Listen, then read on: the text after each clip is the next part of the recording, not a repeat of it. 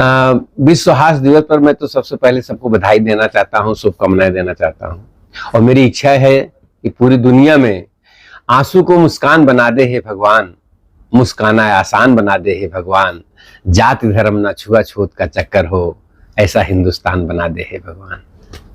मैं ये पूछना चाहूंगा कि आज विश्व हास्य दिवस क्यों मनाया जाता है? विश्व हास्य दिवस, हास्य का इस समय पूरी दुनिया टेंशन में है।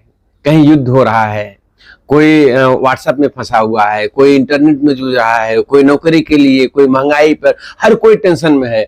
अपने परिवार में लोग हंसना भूल गए हैं। 12-12, 14-14 घंटे ड्यूटी कर रहे हैं, कोई हंस नहीं रहा है। हम सब चाहते हैं कि पूरी दुनिया में हास्य का विस्तार हो, हर कोई हंसे, हर चेहरे पर मुस्कुराहट आए। विश्व हास्य दिवस क्यों है? और आपसे एक और सवाल पूछना चाहेंगे कि हंसना क्यों जरूरी है? हंसना इसलिए जरूरी है कि आपको अगर स्वस्थ रहना है तो हंसना बहुत जरूरी है।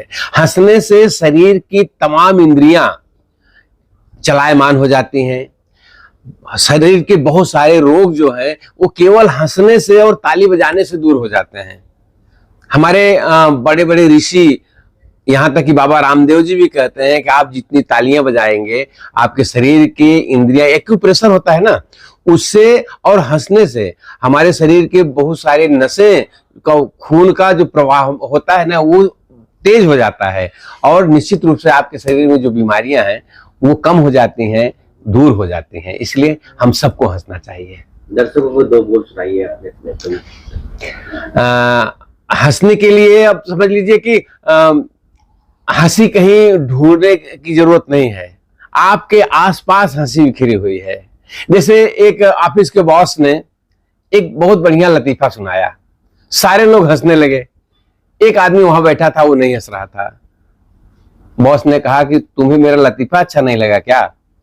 उस कर्मचारी ने कहा, नहीं सर, आपका लतीफा अच्छा था, लेकिन मैंने आपकी कंपनी से रिजाइन दे दिया है।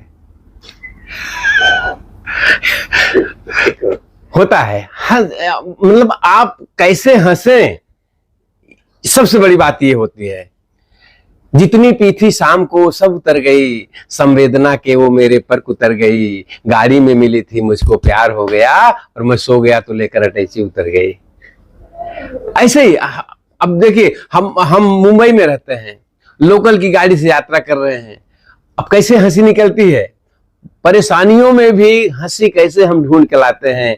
एक पत्नी एक पति को समझा रही है, अपने पति को समझा रही है कि मुंबई में जा रहे हैं घूमने, तो इस बात का ख्याल रखना कि लोकल की गाड़ी से जाना नहीं, कभी भूल